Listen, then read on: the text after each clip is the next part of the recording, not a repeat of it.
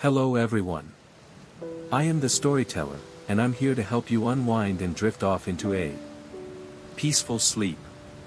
I know many of you use this video to help you relax, so before we begin, make sure to like the video and subscribe to the channel for more soothing stories. And I'm curious, where are you watching from right now? What time is it in your part of the world? Feel free to share in the comments below. Now, get comfortable, settle in, and let's start this journey together. Take a deep breath, and relax. Story: The Highway of Tears. My name is Sarah Jennings. For the past 2 decades, I've been a state trooper in Nevada.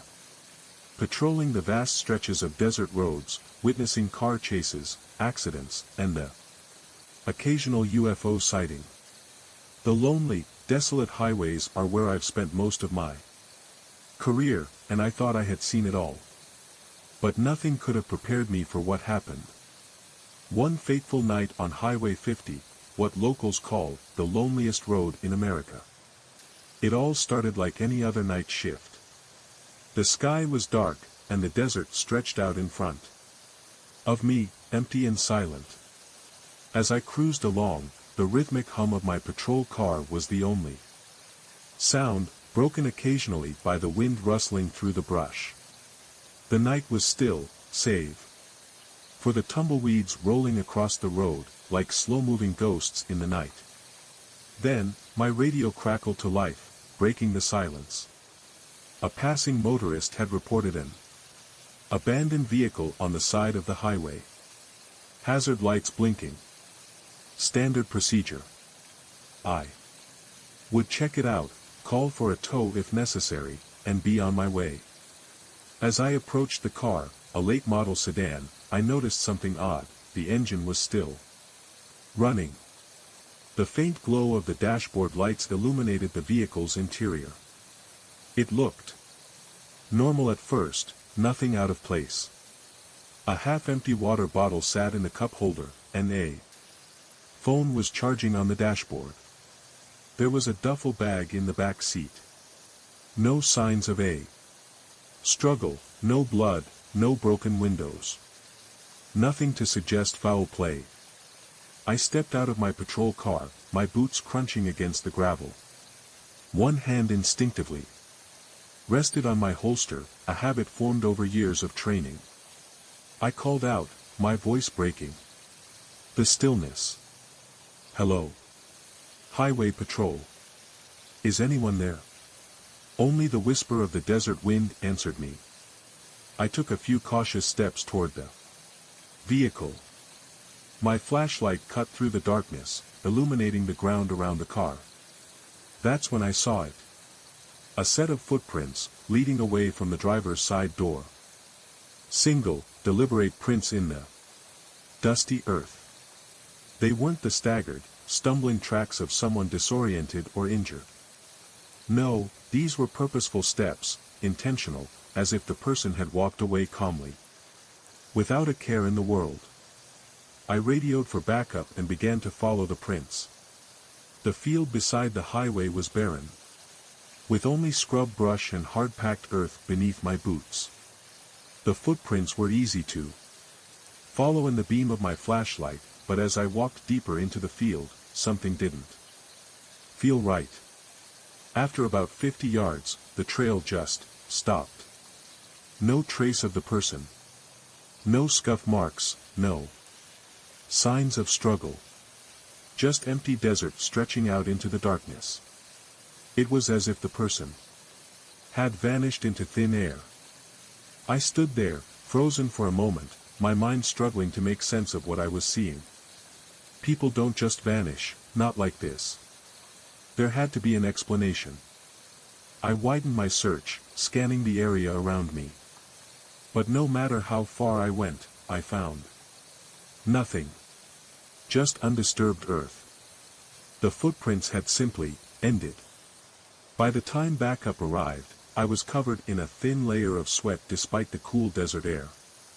My colleague, Mike, took one look at my face and knew something was off.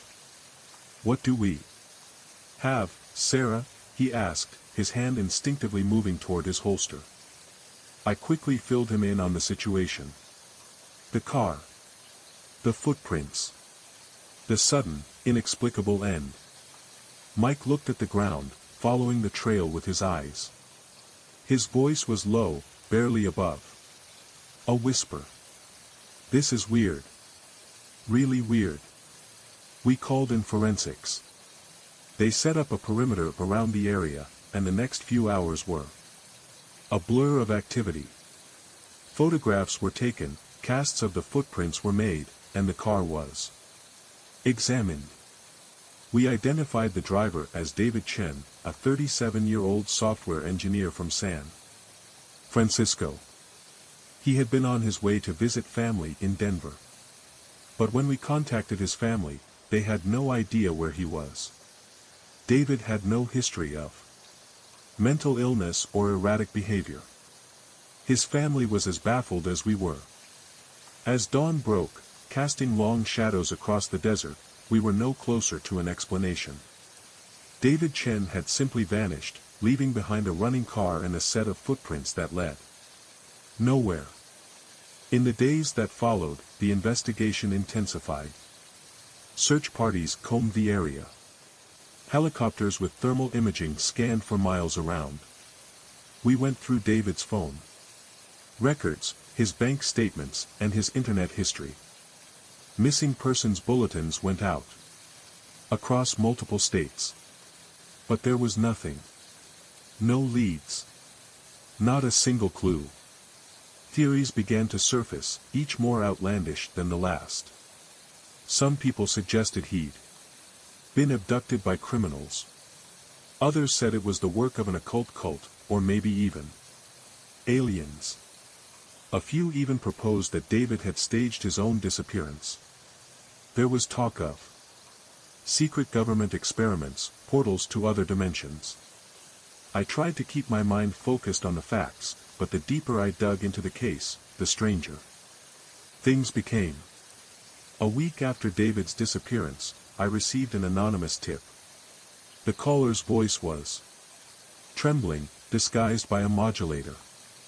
He told me to look into something called the Highway of Tears. At first, I dismissed it as another crackpot lead.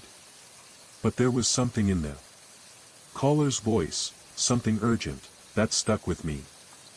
That night, unable to sleep, I began researching. What I found chilled me to the bone. The Highway of Tears was more than just one stretch of road. It was a phenomenon, an eerie pattern of disappearances reported across multiple states and even multiple countries. Lonely, isolated stretches of highway where people had vanished without a trace, often leaving behind vehicles in perfect working order. In some cases, there were reports of strange lights in the sky. In others, witnesses described a strange sensation of lost time, of the world around them shifting and changing. The deeper I dug, the more cases I found that mirrored David Chen's disappearance.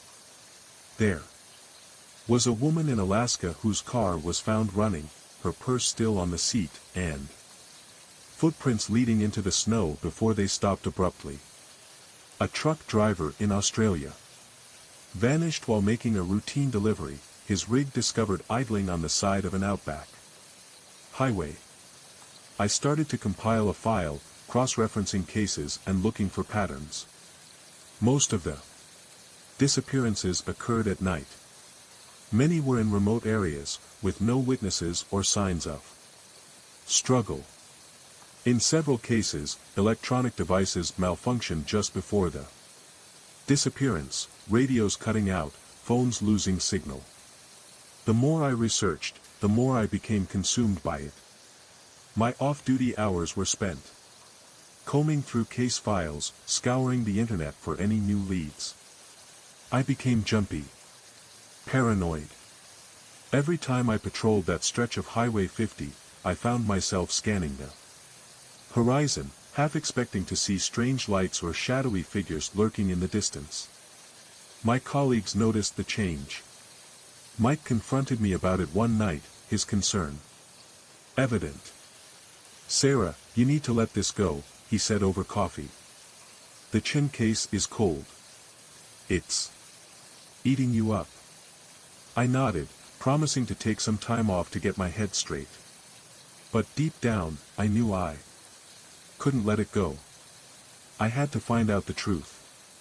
The next night, I found myself back on Highway 50, off duty, my personal vehicle loaded with cameras and scanning equipment I'd borrowed from a friend in the UFO watching community.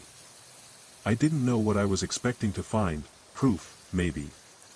Something to make sense of the senseless. It wasn't long before my radio crackled to life, the static cutting through the night air. At first, I thought nothing of it, reception was spotty out here. But then I noticed the lights on my dashboard flickering. My headlights dimmed, then brightened, then dimmed again. My heart began to pound. I pulled over to the side of the road, the hairs on the back of my neck standing on end. This was it, the electronic interference I'd read about in other cases. I grabbed my camera, ready to document whatever happened next. And then I saw it. A light, hovering just off the road. Not a car's headlights, not a flashlight, something different. A soft, bluish glow, pulsating gently. It hovered about 6 feet off the ground, casting an eerie light over the barren field beside the highway. I stepped out of the car, my camera forgotten in my hand. The light seemed to beckon to me, drawing me in. I took one step, then another. Somewhere deep inside me, a voice screamed at me to stop. To get back in the car, to drive away as fast as I could. But that voice was drowned out by a strange, overpowering sense of curiosity, of longing. I had to know what the light was. I had to understand. I don't know how long I walked. Time lost all meaning. The light stayed just ahead of me. Always just out of reach, pulling me forward. And then, suddenly, it was gone. I blinked, disoriented. The light had vanished, and I was left standing in the middle of the field, my surroundings unfamiliar, though I had been here moments before. My radio crackled again, but the static was deafening. I looked down at my boots, my footprints were gone, as if they had never been there. I don't remember how I got back to my car, or how long it took to drive home. All I know is that when I reached my apartment, I collapsed on the couch, shaking. The next morning, I checked the time. 3 hours had passed. 3 hours I couldn't account for. I didn't want to believe it, but I couldn't ignore the truth. I had become part of the mystery I was investigating. As I sit here, typing this account, I can feel the pull again. That strange, irresistible urge to return to Highway 50, to find the answers. To follow the footprints, my own and David's, into the desert. But I know, deep down, that I may never come back. It's been weeks since I last drove down Highway 50. The overwhelming feeling of dread still clings to me like a second skin. I tried to forget, to convince myself that it was just a product of stress, exhaustion, and too much time spent chasing shadows. But the truth is, I can't forget. And every time I close my eyes, I see that pulsing light, just beyond my reach, beckoning me forward. Since that night, I've tried to focus on other things, on my job, on the people around me, but something has changed. I'm not the same person I was before. I'm not sure I'll ever be. I've tried to talk to Mike about it, but I don't think he understands. He's worried about me. He told me to take time off again, to step away from the case. Sarah, you're obsessing, he said. This isn't healthy. But the truth is, I'm not obsessed. I'm haunted. It was the night after the incident, the night I woke up to the sound of my own breath coming. In shallow, panicked gasps, that I knew I had to go back. The thought had been lingering in the back of my mind, gnawing at me. The light. The strange disappearance of David Chen. The endless desert stretching out before me, waiting to swallow me whole. I was on edge. I could feel the eyes of my colleagues watching me, the concerned glances. Whenever I passed them in the hallway. They were worried, but they didn't know what I knew. They couldn't understand the way the desert had gotten under my skin, the way it called to me in the dead of night. So, I made a decision. I couldn't wait for another call to action, another report of an abandoned car. I had to go back to the place where it all began. The place where people vanish without a trace. That's how I found myself driving down Highway 50 once again, the headlights of my car cutting through the vast nothingness of the Nevada desert. The endless stretch of road ahead of me seemed to blur into the horizon, a road that felt both infinite and suffocating. I had prepared myself this time, bringing extra equipment, cameras, night vision, and a GPS tracker, just in case. I wasn't going to let whatever had happened to me before catch me unprepared. I pulled over at the spot where I had found David Chen's car. It looked exactly the same, the rustling wind and the heavy silence creating the same eerie atmosphere. The abandoned vehicle still stood there, the engine running, though it had been weeks. I felt a pang of unease as I got out of my car and approached it. The faint glow from the dashboard lights still flickered, though the car had long since been removed from official reports. I couldn't help but glance at the spot where I had seen the footprints last time. The area was empty now, no trace of the footprints leading into the field. But that didn't mean I was alone. Something was watching me. I could feel it in my bones. I took a deep breath and began walking toward the field, the beam of my flashlight sweeping through the darkness. I moved carefully, knowing that I was stepping into something unknown, into a place where the rules of reality no longer applied. The ground beneath my boots felt solid, but each step seemed to take me further into a place where time had no meaning. And then I saw it. A light. Not a car's headlights, not a flashlight, but something else entirely. It pulsed with a bluish glow, floating just above the ground. It was farther than I had expected, but I knew it was the same light. The same strange, impossible phenomenon that had drawn me in before. My heart began to race, and I reached for my camera. But this time, I didn't hesitate. I stepped forward, drawn by the light, my curiosity overpowering everything else. It wasn't just the light, though. It was the feeling that came with it, like I was meant to be there, like I was finally going to understand everything. I walked.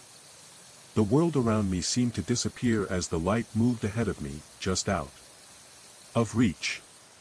My flashlight had long since died, but I didn't care. I didn't need it. The light was all I needed. But just like before, I lost track of time. I couldn't tell how far I had walked, how long I had been following that beckoning glow. The world around me seemed to shift, as if the land itself was rearranging, bending to some unseen force. The wind had stopped. The air was unnaturally still. The night had swallowed all sound, all sense of reality. And then, as if it had never been there, the light vanished. The sudden emptiness around me was suffocating, the absence of the light leaving a hole in the darkness. I blinked, disoriented, trying to make sense of what had just happened. But before I could process anything, I felt it, an unmistakable sensation that sent a chill down my spine. I was not alone. I turned around, and my heart skipped a beat. I was standing in the same spot where I had first seen the footprints. But there was something different. The field was no longer empty. There, in the dirt, were two sets of footprints. One pair of prints, small and deliberate, were familiar. David Chen's footprints. And beside them, another set, my own. But the real horror was what lay beyond them.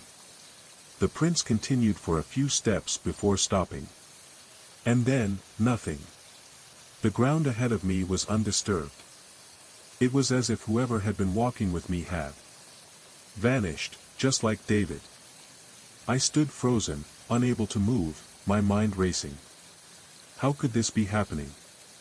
How could the footprints, my own, stop just like David's? I thought back to the research I had done on the highway of tears, the countless disappearances stretching across the world, people vanishing, leaving behind their cars, their belongings, but never returning. I was part of it now. I had become part of the phenomenon I had spent so long investigating. There was no going back. Whatever had been happening on this stretch of road, this place, that had become a magnet for the unexplained, it was pulling me deeper into its grip. I tried to run back to my car, but when I reached it, I found it wasn't where I had left it. Panic surged through me as I realized I was lost. No matter how far I walked, I couldn't find my car. The desert had swallowed it, just as it had swallowed everything else. And then the whispers began.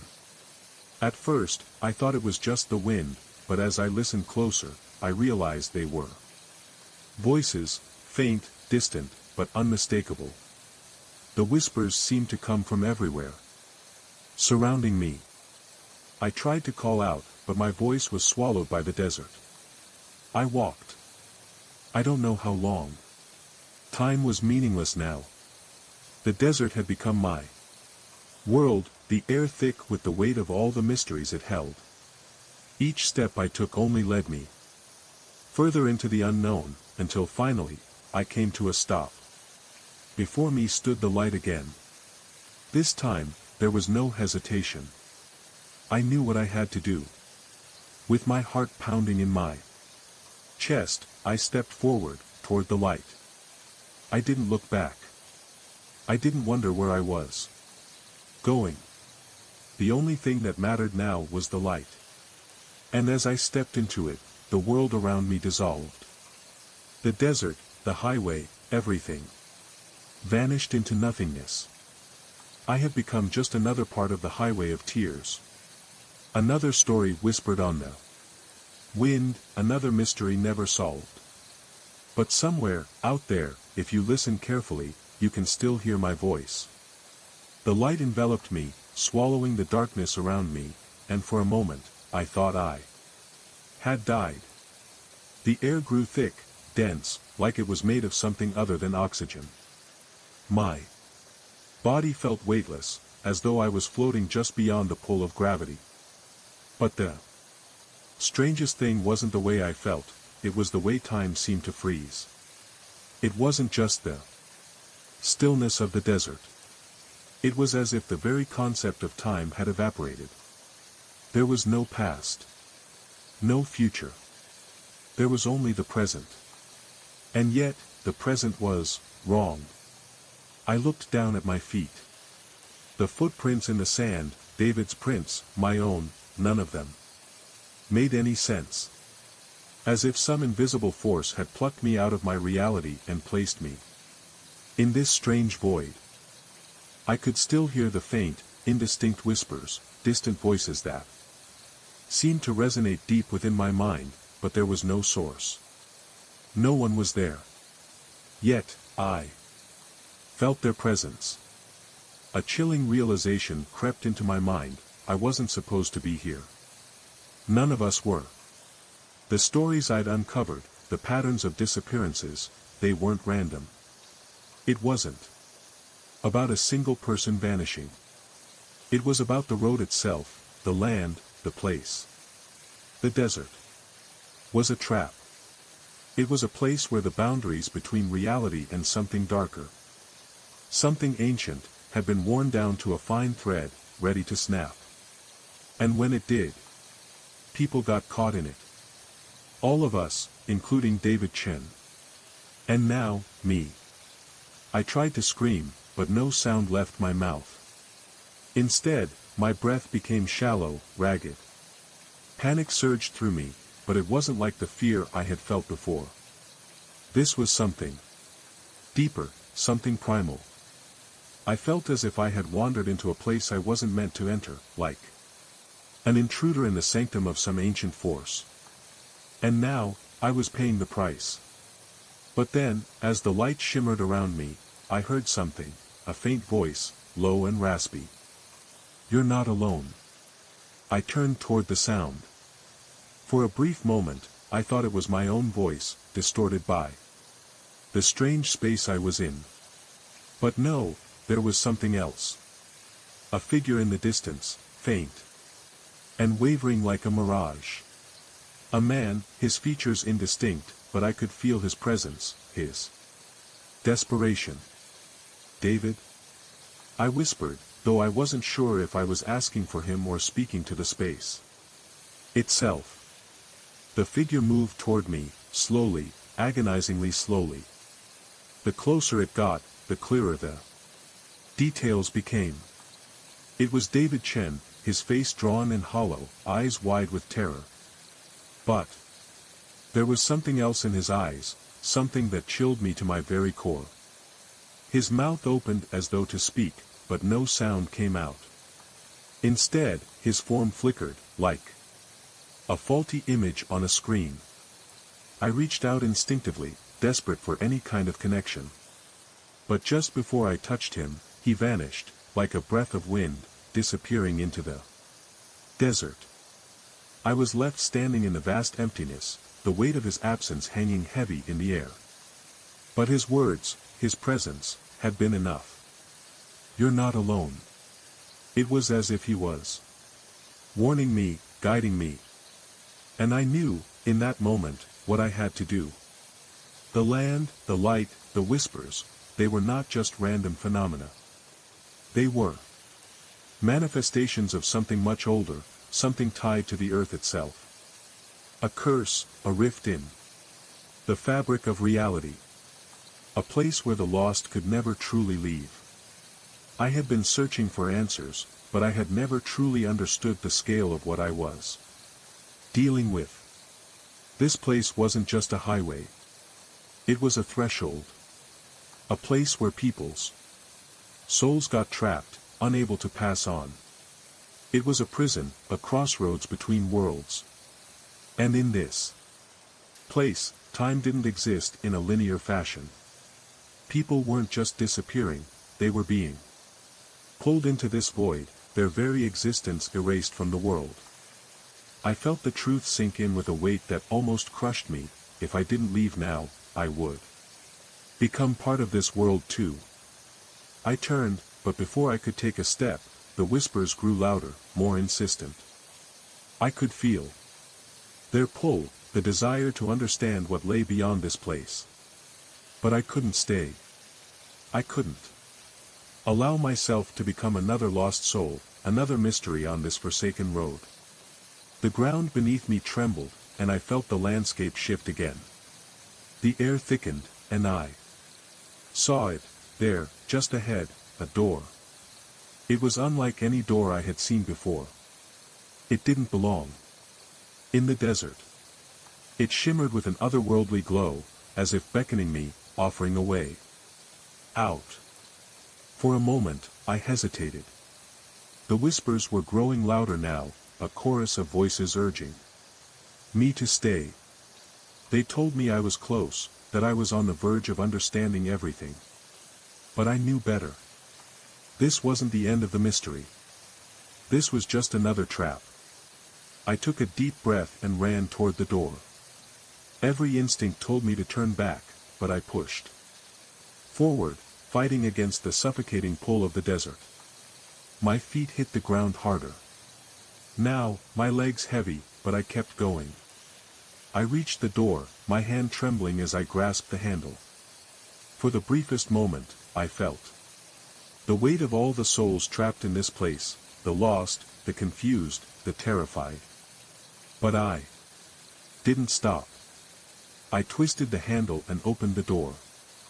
Everything around me exploded into light. The desert, the whispers, the footprints, all of it vanished. The door slammed shut behind me, and I found myself standing in the middle of the highway once more. The air was fresh, clean. The stars above me twinkled brightly in the clear night sky. I was free. The car, still parked at the side of the road, was exactly where I had left it. I could hear the faint hum of the engine, the familiar sounds of the world returning to normal. I turned around, expecting to see the field, the strange desert expanse I had just escaped from. But there was nothing. The field was gone. There were no footprints, no trace of the strange phenomenon that had pulled me in. It was as if none of it had ever happened. But I knew it had. I sat in my car, my hands gripping the wheel, my heart still pounding in my chest. I couldn't explain what had just occurred, but I knew one thing for sure: whatever it was real. I had escaped. But I didn't know if I would ever truly be free. As I drove away from the spot where it all started, I thought of David Chen, of all the others who had vanished into the night. And I realized that the highway of tears had claimed them. All, in its own way. But it had also given me something. A way out. For now. I don't know what will happen next. But I've learned that some mysteries, some forces, are beyond our understanding. All we can do is survive them and move on. As I left Highway 50 behind, I couldn't shake the feeling that it wasn't over yet, that something else was waiting just beyond the horizon. But for tonight, I was free. And that had to be enough. Story: The Silence in the Pines. It was supposed to be a weekend getaway, nothing more than a break from the stresses of everyday life. My friends and I had been planning this hiking trip for months. We'd rented a cabin near a remote national park, one far off the beaten path, known for its quiet, scenic trails. The kind of place where you could hear nothing but the wind and the rustle of leaves in the trees. It sounded perfect, a peaceful retreat into nature. I'll never forget the day we arrived. The first thing I noticed as we drove deeper into the woods was the silence. It wasn't the peaceful silence you might expect in nature, it was the kind of silence that makes the hairs on the back of your neck stand up. There were no birds singing, no animals rustling in the underbrush. Just an unnerving stillness that hung in the air like a thick fog. My friend Adam, who had been to this area before, laughed it off. "It's just the woods, man. Nothing to worry about. You're too used to the city noise." But I couldn't shake the feeling that something was off. By the time we reached the cabin, the sun was beginning to set. It was a modest structure, made of weathered wood, its roof covered in moss and pine needles. We unloaded our bags, laughing and chatting as we made our way inside. The place was old, but well kept. The living room had a rustic charm, with a stone fireplace, mismatched furniture, and a few dusty shelves lined with old books. In the back, there was a kitchen stocked with the basics, enough to survive on for a few days, at least. We were all eager to get the fire going, settle in, and start enjoying our weekend, but I couldn't shake the feeling that something was watching us. That night, after dinner, we sat around the fire and talked, sharing stories and jokes. But the longer we sat there, the more uncomfortable I became. The woods outside were completely dark. No stars, no moon, just an overwhelming blackness that seemed to stretch on forever. I found myself peering out into the night, trying to make sense of the shapes shifting in the trees. At one point, I thought I saw something, a fleeting figure, something tall and dark, moving between the trunks. I quickly dismissed it as my imagination, but the unease stayed with me. "All right," Adam said after a while, "let's head to bed. Big hike tomorrow." We agreed, heading upstairs to our rooms. I lay in bed, staring at the ceiling, trying to fall asleep. But the sound of the wind howling through the trees kept me awake. And every now and then, there was a low, distant growl, something deep and rumbling, like a bear or some other predator. But it was too low, too rhythmic. It didn't sound like anything I'd heard before. I told myself it was just the wind. But still, I couldn't shake the feeling that something was out there. The next morning, we set out for the trail, eager to explore the woods. The sun was out, and the air was crisp with the scent of pine.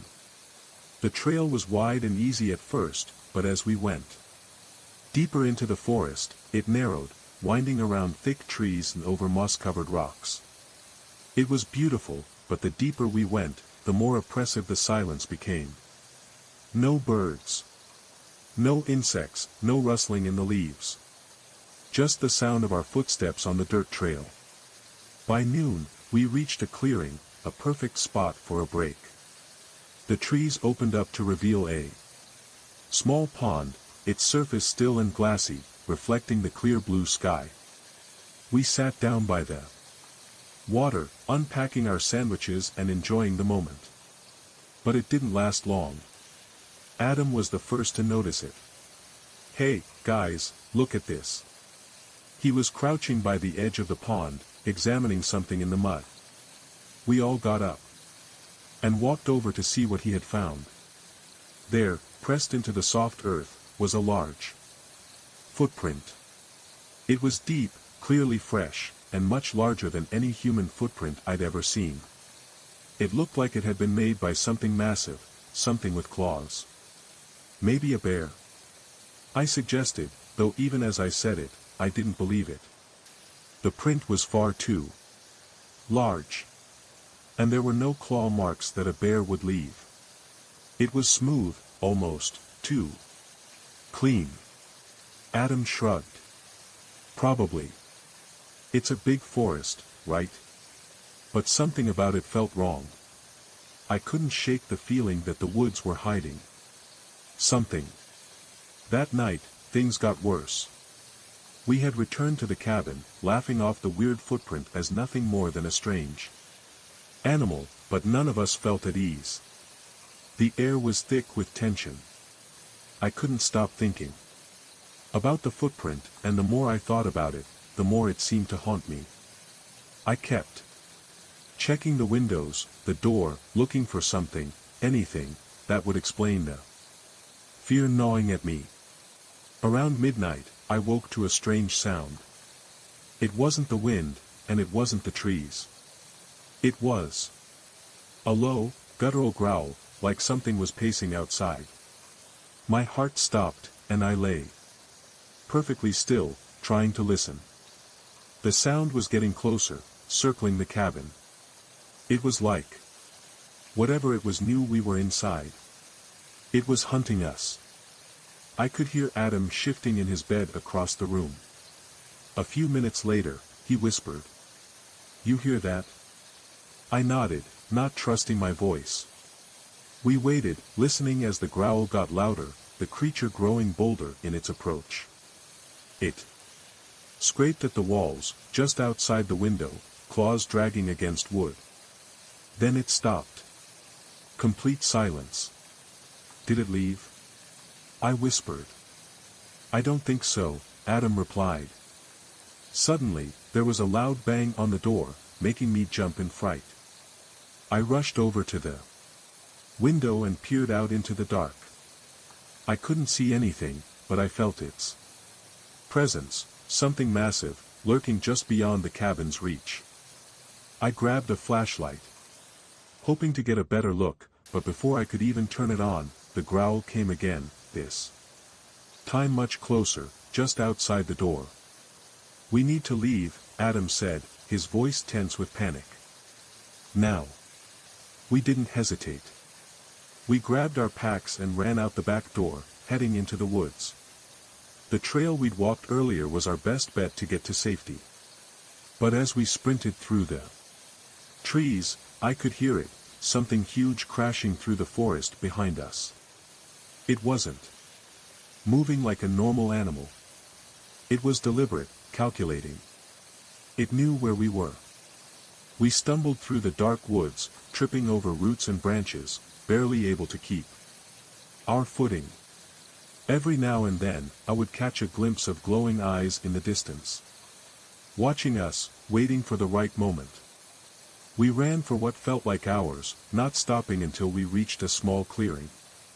There, in the middle of nowhere, stood an old, run-down cabin, almost identical to the one we had stayed in. It looked abandoned. Without a second thought, we rushed inside, slamming the door behind us. The silence returned.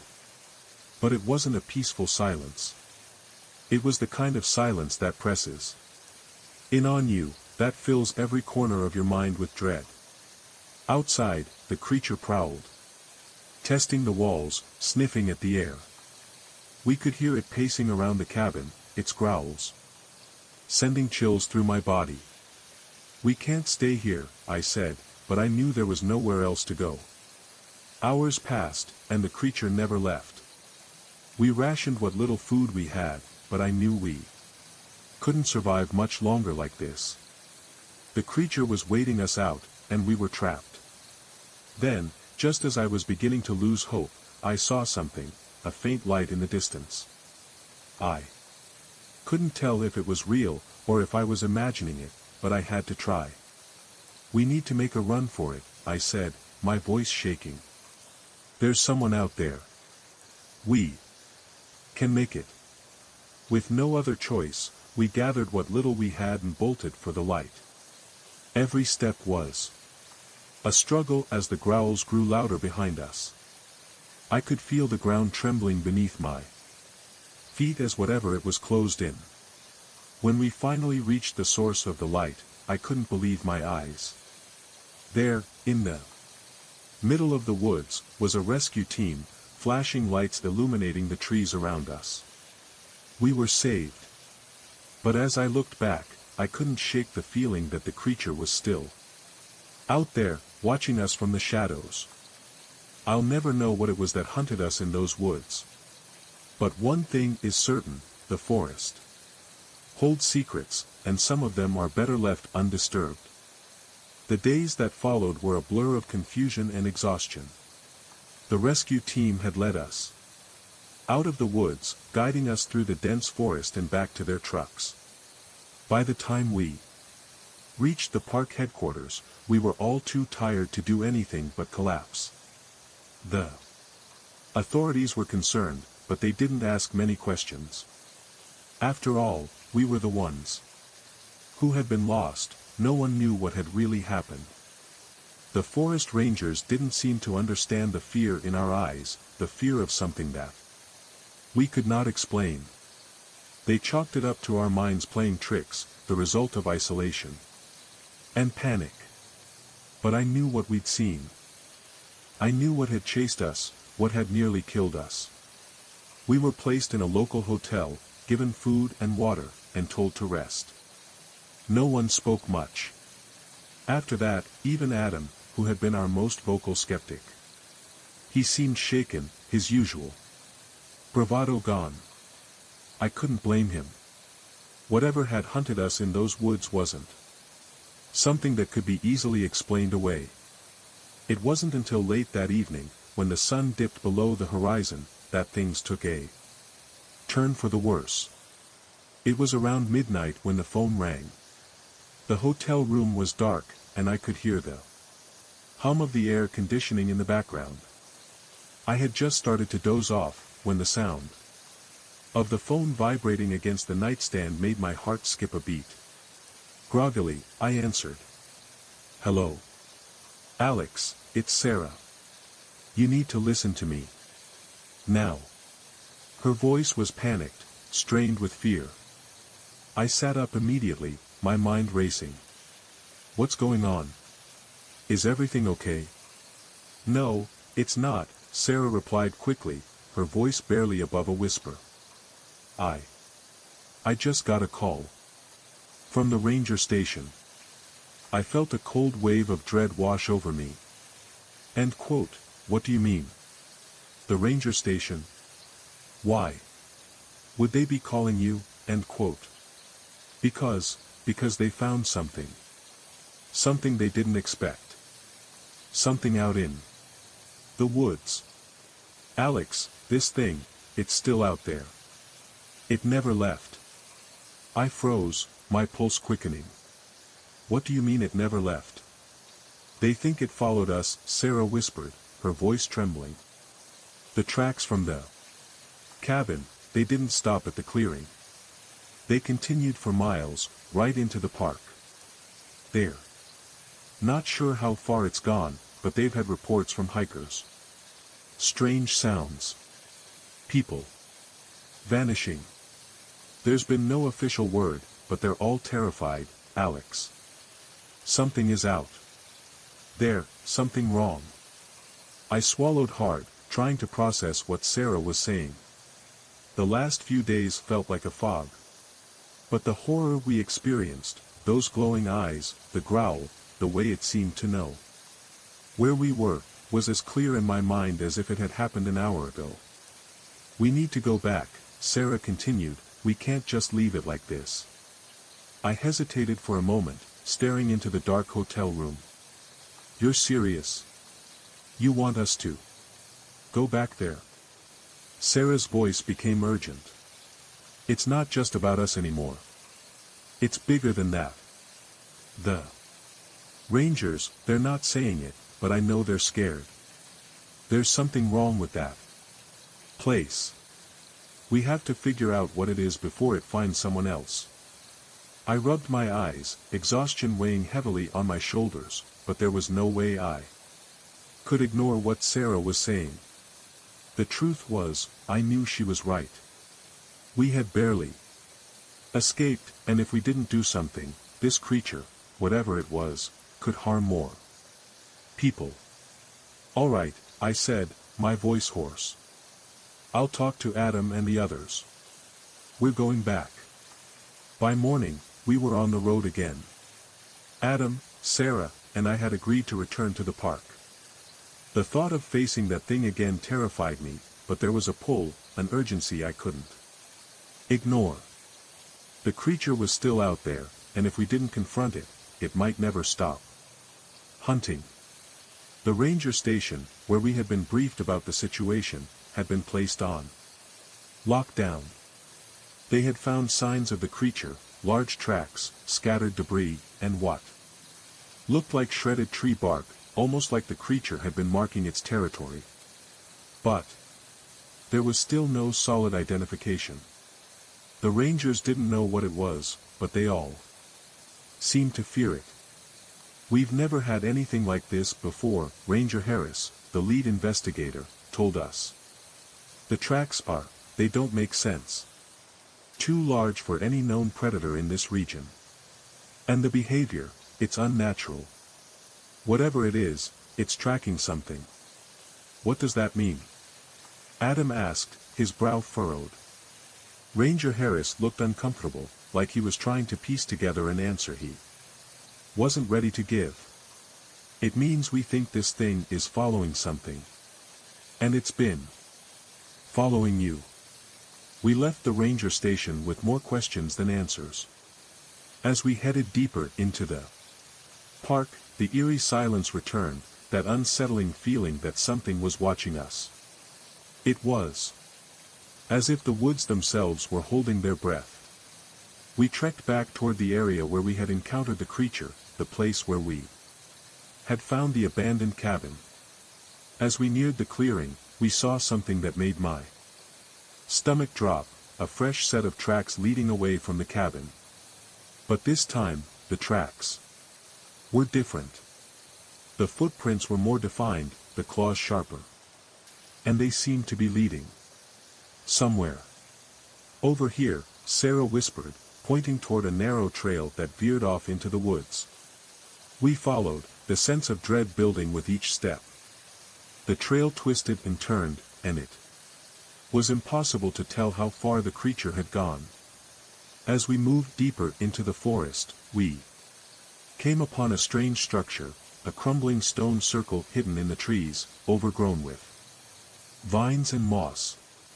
It looked ancient, as though it had been here for centuries, maybe longer. It wasn't a man-made structure, but it certainly wasn't natural either. "What is this?" Adam asked, his voice barely above a whisper. "I don't know," I replied, my heart pounding. "But I think we're getting close."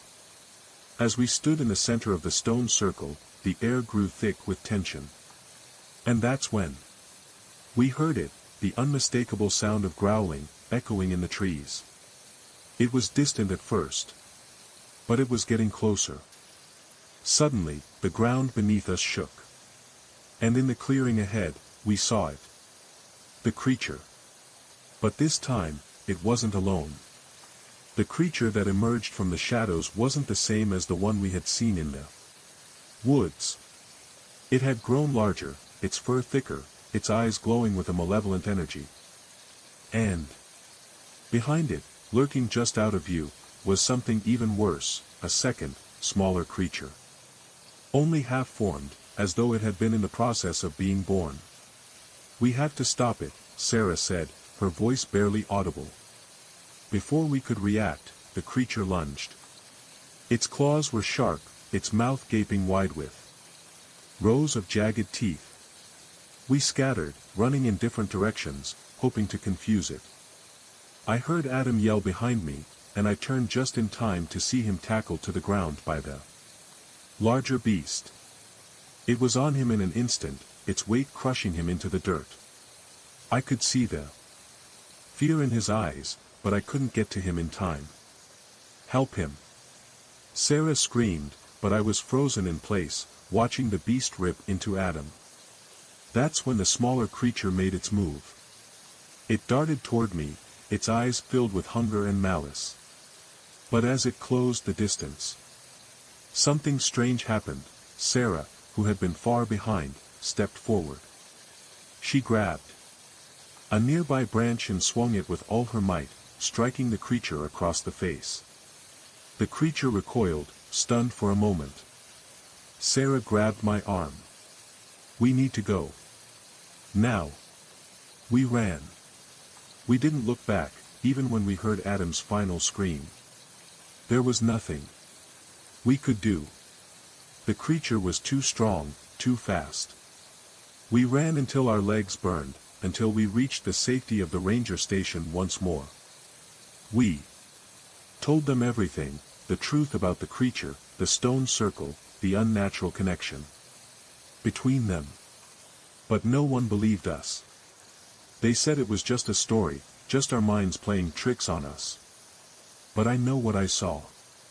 The creature is out there, waiting for the next group of unsuspecting hikers to cross its path. And I know, deep down, that it's only a matter of time before it comes back. The night had fallen again, this time with an eerie calm that was too quiet. The creature had disappeared into the shadows after the attack on Adam, leaving only the smell of wet fur and blood in the air. Sarah and I had no choice but to drag ourselves back to the ranger station. We could barely breathe, still shaken by the horrifying scene we'd witnessed, but we had no answers, and no one had believed us, until now. Ranger Harris met us at the door, his face pale and lined with stress. He didn't ask questions. As we stumbled through the door, he knew something was wrong. The fear in our eyes said it all. "You've seen it, haven't you?" Harris said, his voice low. "Yeah," I gasped, still shaking. "It's real. And worse, it's not alone. There's another one, a smaller one, almost like a spawn." It's not just some animal. It's something different. It's like it's connected to something ancient. Harris nodded gravely, then motioned for us to follow him. You're right. We've been trying to track the creature, but we had no idea what we were dealing with. We've been here before. But not like this. As he led us deeper into the station, I saw the distress in his eyes. It was the look of a man who had seen something he could not explain, and now, he was fully aware of the gravity of the situation. He had seen something we hadn't, the creature's tracks leading to an old cabin. Deep in the woods, a cabin not on any of their maps. I think we've uncovered something, Harris said as he pulled up an old map of the park on a desk. We've been tracking these creatures for months, but I believe their origin is much older than we thought. There's a location in the woods, an old ruin. It's marked on no map. We think these things come from there. His finger traced an area near a series of cliffs at the western edge of the park, a place no one had dared to go for decades. Old legends about the area spoke of a place of power where unnatural things lived, but they were considered nothing more than stories to scare tourists. We think that's where this creature, whatever it is, came from, Harris continued. And I think we need to go there if we want to stop it. The next morning, we gathered a team of rangers, ready to confront the threat head-on. The decision was made, we would return to the ruins and destroy whatever force was behind this monstrous creature, the one that had haunted our every step. By the time we arrived at the outskirts of the forest near the cliffs, the sun had just begun to set. The shadows stretched long, and the air was thick with the smell of pine and something else, something earthy and ancient. As we moved deeper into the woods, the oppressive silence returned, more suffocating than before. The rangers carried rifles, their eyes alert, but we all knew guns were useless against whatever this thing was. It wasn't an ordinary animal. As we approached the location marked on the map, I noticed something strange. The ground had begun to change. The trees were older here, twisted in unnatural shapes. The air felt charged with a strange energy, making the hairs on the back of my neck stand up. Stay alert, Harris ordered, his voice low but firm. At last, we arrived at the ruin, a crumbling stone structure hidden among the trees. It looked ancient, covered in moss and overgrown vines. The stone was carved with symbols I couldn't understand, as though some forgotten civilization had once lived here, if they had ever existed at all. Is this it? I asked, my voice shaking. The creature, its twisted form and glowing eyes, seemed so close, like it was watching us from the darkened woods. This is where it started, Harris said. The stone here, whatever it was, connected the two worlds. The creature wasn't always like this. It was summoned, you could say. These ruins were part of an old ritual, a way of opening a doorway. As Harris spoke, the ground suddenly trembled, and the silence was shattered by a deep, menacing growl. I think it knows we're here, I said, panic rising in my throat. Then, out of the shadows, it emerged, the creature, now even larger, its eyes glowing like burning embers. But this time, it wasn't alone. Behind it, the smaller, deformed creature stood, its shape more monstrous than I could have imagined. The ground shook again, as if the ruins themselves were coming alive, reacting to the presence of the beasts. The large creature snarled, revealing rows of razor-sharp teeth, and the smaller one began to screech, a sound that tore through the night. We have to stop it, Harris shouted, grabbing a rifle from one of the rangers. But his voice was filled with a fatalistic calm, as if he already knew that this was the moment of truth. I turned to Sarah, who was clutching my arm. Her face was pale, but there was a fire in her eyes. "Alex, we have to destroy the ruin. That's the source. The creature is just the result of whatever dark power this place holds." "But how?" I asked, looking at the massive creature, its claws extended, ready to strike. "We need to destroy the stones, the ritual. It's the only way to stop them." The battle was brutal. The Rangers opened fire on the creatures, but their bullets did little more than anger them. The smaller creature lunged toward one of the Rangers, dragging him into the darkness with horrifying speed. Sarah and I ran for the stone circle, knowing that was our only hope. As we reached the center, I saw something that sent a chill down my spine. The stone in the middle of the circle, the largest one, began to glow faintly. Symbols, those same strange carvings, began to shift as if alive. "They're connected to this," Sarah whispered. "We need to destroy this stone." I nodded, pulling out the flare gun I had taken from the ranger supply. I aimed at the center of the stone and fired. The flare erupted in a burst of light, striking the stone directly. The ground trembled again, and for a moment, everything went silent. Then the stone shattered, sending shards flying into the air, and the ruins began to collapse. The large creature howled in pain, its glowing eyes fading as it staggered back. The smaller creature screeched one final time, its form twitching and convulsing, before it too vanished into the shadows. The next few hours were a blur of smoke and dust.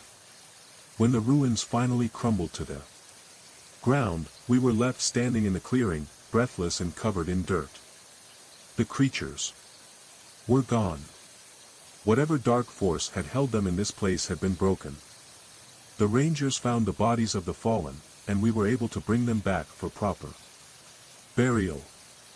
As for us, the survivors, Sarah, the children, and I, were taken back to the Ranger station to recover. There were no more sounds in the forest, no more growls or unnatural creatures lurking in the shadows. It was as if the entire nightmare had been wiped away in an instant. But that night, as I lay in the safety of my bed, I couldn't shake the feeling that something had changed, that something had been unleashed. I glanced out the window at the distant mountains, the trees swaying in the breeze. For the first time in days, I felt calm, yet the unease lingered, gnawing at the edges of my mind. Because I knew the forest held its secrets. And sometimes, those secrets were far darker than we could ever imagine. Hey everyone, Mort here.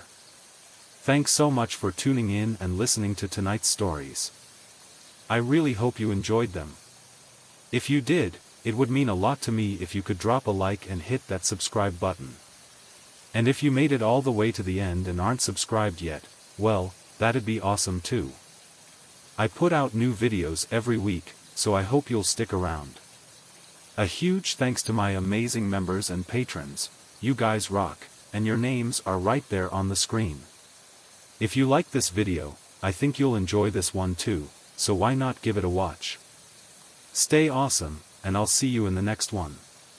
Good night.